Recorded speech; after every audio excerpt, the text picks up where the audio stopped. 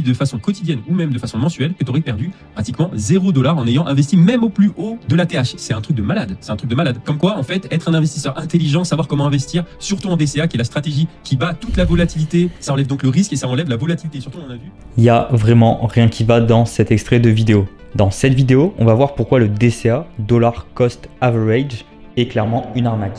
Même avec une vision long terme de plus de 10 ans, et même si vous débutez en crypto-monnaie, le DCA, donc acheter une crypto-monnaie tous les mois, n'est vraiment pas du tout le bon investissement. Restez bien jusqu'à la fin de cette vidéo pour connaître quelle méthode on peut utiliser pour surperformer le DCA. Dans un premier temps, le DCA, c'est quoi?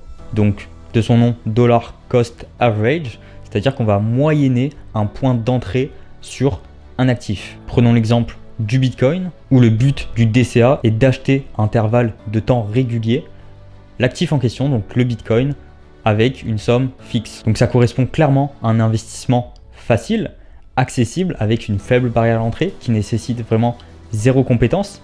Donc vous croyez vraiment que c'est aussi simple que ça pour gagner de l'argent, surperformer les marchés crypto? Je ne pense pas. Je vous mettrai en description une vidéo justement où je parle de l'élite financière et pourquoi ils font en sorte que Monsieur Tout-le-Monde utilise du DCA et comment eux arrivent à tirer de l'argent grâce au DCA de Monsieur Tout-le-Monde. Donc l'avantage de cette méthode, c'est que vraiment c'est accessible à tout le monde. Il suffit d'acheter sans se prendre la tête. Mais le gros inconvénient, c'est justement la notion de timing. Le DCA permet aux investisseurs particuliers d'acheter tous les mois un actif. Quand je dis tous les mois, c'est parce que généralement le salaire tombe tous les mois et ainsi de moyenner son point d'entrée. Le problème, c'est qu'on est sur un marché financier et la notion de timing, donc rentrer en fonction d'une période de temps, ce n'est pas intéressant du tout. C'est à l'encontre même de ce que font l'élite financière, donc à l'encontre des personnes les plus intelligentes sur cette planète qui gagnent de l'argent. On ne va pas se fier au prix, on ne va pas se fier à des confirmations à la hausse, on ne va pas se fier à des indicateurs, on ne va pas se fier à une approche quantitative, on se fie uniquement à la période de timing, c'est-à-dire que j'ai ma paye le 1er du mois et j'investis le 1er du mois. Mais est-ce que peut-être le 3 ou le 4 du mois, c'était pas plus intéressant? Et c'est vraiment le point négatif du DCA, c'est qu'il ne prend absolument pas en compte toutes les notions de trading, toutes les notions d'investisseur, c'est juste des notions de timing. J'ai mon salaire, j'investis tous les mois. Alors j'ai repris la vidéo de Julien Roman où il expose que si on était rentré au pic du Bitcoin, donc à 69 000$ et qu'on aurait fait du DCA tous les jours jusqu'à aujourd'hui, on serait en positif. Quotidienne ou même de façon mensuelle, eh ben, tu serais presque à even. Ok, d'un point de vue argumentaire, ça se tient. On se dit, ah ouais, c'est vrai, il a raison, le DCA, au final, là, je serais gagnant, c'est bien. Sauf que déjà, il n'y a personne qui commence à DCA du Bitcoin à 69 000$. C'est comme dire j'ai acheté le pic en bas, j'ai revendu le pic en haut. Ça n'existe pas. Et du coup, sur cet exemple, c'est une personne qui va DCA, donc acheter du Bitcoin à la baisse moyennée. Parce que justement, si on se part du pic, donc je ne sais plus à quelle date c'était, mais le mec qui achète à 69 000$, ça veut dire que tous les jours, il va acheter un petit peu plus bas. Tous les jours, entre guillemets, bien sûr, c'est pas descendu d'un coup. Mais tous les jours, il va moyenner à la baisse son investissement. Donc ça veut dire qu'il va avoir un point moyen d'entrée plus bas que ce qu'il avait avant. Mais si le mec a commencé à DCA Bitcoin à 30 000$ en 2021, eh bien il y a eu plein de journées où il a acheté le Bitcoin plus cher que ce qu'il vaut aujourd'hui à l'instant T. Donc il est à 34 000$. Donc si la personne a commencé à 30 000$, que c'est monté Bitcoin à 40 000$, il continue le DCA, 50 000, il continue le DCA, 60 000, il continue le DCA, etc. En fait, il y a eu plein de jours où son prix moyen est plus élevé que le prix d'aujourd'hui. Donc, en fonction de la période, etc., l'exemple de Julien Roman n'est absolument pas valable parce que personne ne va DCA à partir du pic du bull run. Donc il faut vraiment comprendre que cette notion de timing est complètement débile et il n'y a aucune personne sur les marchés financiers qui est investisseur professionnel, trader professionnel, risk manager, ce que vous voulez, qui utilise du DCA en fonction d'une période donnée de temps. Donc le DCA timing, le DCA de Monsieur Tout-le-Monde, c'est clairement bullshit, ça sert strictement à rien. Je prends un exemple tout simple, moi je préfère acheter du Bitcoin quand il est passé au-dessus des 32 000$ plutôt qu'acheter du Bitcoin quand il était à 15 000 $. Pourquoi? Parce qu'à 32 000 $, je vais avoir plutôt des confirmations à la hausse. Et à 15 000 $, ben, on est en train de péter des prix planchers. Donc, il n'y a rien qui m'indique qu'il va y avoir un retournement de marché. Et c'est sûr que dans l'inconscient de tout le monde, on se dit « ouais, je préfère acheter à 15 000 plutôt qu'à 30 000 ».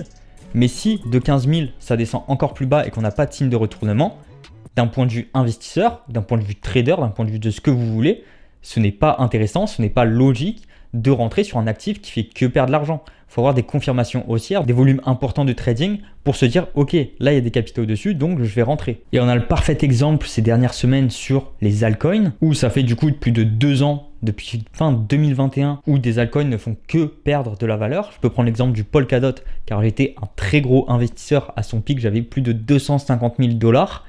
Eh bien, justement, je n'ai pas revendu. Et au final, aujourd'hui, on a toujours des confirmations à la baisse et il n'y a rien qui nous indique que le Polkadot va se retourner. Donc, c'est inutile de faire du DCA et de holding crypto-monnaie si pendant 2 ans, 3 ans, 4 ans, on n'a pas de signe haussier. Ça signifie qu'on ne fait pas d'argent et qu'on perd de l'argent sur une grosse période de temps. Le but d'un investisseur, c'est de gagner de l'argent. Vous êtes d'accord avec moi? Mais quelle autre notion rentre en jeu pour l'être humain? C'est la notion de timing. Donc, si je vous dis, ok, vous allez être multimillionnaire, vous allez gagner plus de 10 millions d'euros d'un coup à 85 ans. Ou bien, vous gagnez aujourd'hui 100 000 €. Qu'est-ce que vous choisissez? Sachant qu'avec ces 100 000 € là, vous n'allez jamais faire plus de 2 millions d'euros de patrimoine. Je pense que vous allez choisir la seconde option. Parce que pour l'investisseur, les deux notions importantes, c'est faire de l'argent rapidement. Et c'est cette notion-là qui est importante. Donc, on ne va pas acheter un altcoin qui n'a pas de signe de retournement, qui continue à se faire éclater. Et en attendant, on a d'autres crypto-monnaies qui partent to the moon. Donc, je prends l'exemple du Polkadot où j'ai revendu le Polkadot. En gros, je suis ressorti avec 25 000 balles. J'étais à 250 000, je suis redescendu à 25 000. Mais pour autant, je ne suis pas sorti pour aller sur du dollar, des euros, peu importe. Je suis allé sur le Solana qui, lui, je l'ai chopé entre 8 et 10 $. Aujourd'hui, il a plus de 30 $.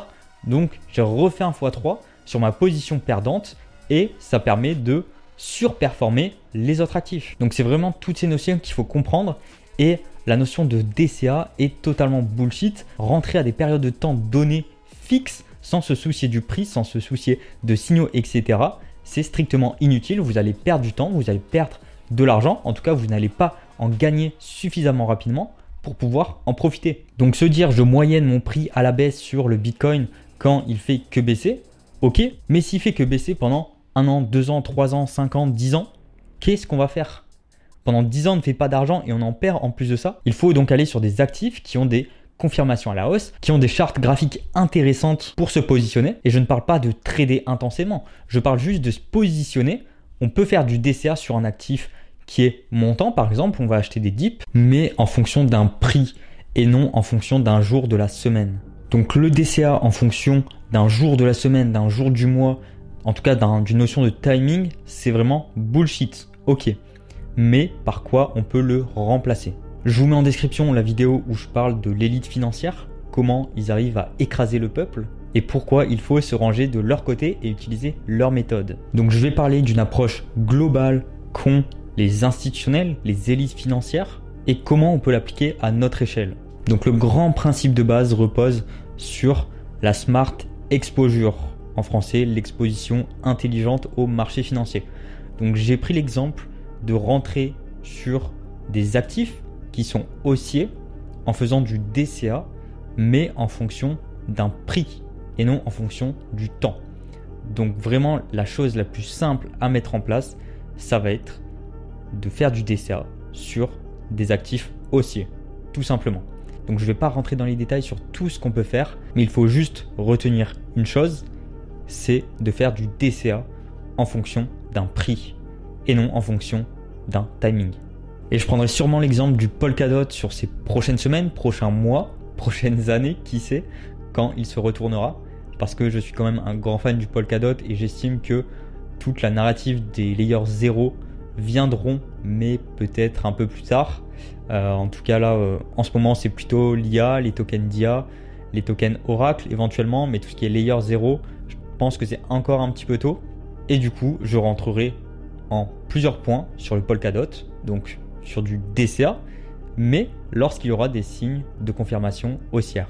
Si vous regardez la charte du Polkadot, je vous l'afficherai juste ici, clairement, elle est dégueulasse. On dézoome, on voit que de la baisse et aucun signe de retournement haussier, très peu de volume, peu de nouveautés. Donc, il n'y a aucun intérêt de faire du DCA à la baisse sur un actif comme ça. Il faut plutôt DCA sur des actifs haussiers. On pourrait prendre l'exemple du Solana récemment qui montre des retournements haussiers où là, on risque potentiellement de repartir to the moon entre guillemets, c'est un peu rapide. Mais en tout cas, on est sorti d'un range qui a duré longtemps depuis l'affaire FTX. Potentiellement, ça montre que on a un retournement haussier sur le Solana. Donc, ça pourrait être intéressant de DCA dessus. Mais sachant que j'ai quand même une grosse position, je ne pense pas. Donc, je prendrai l'exemple du Polkadot sur mes réseaux sociaux.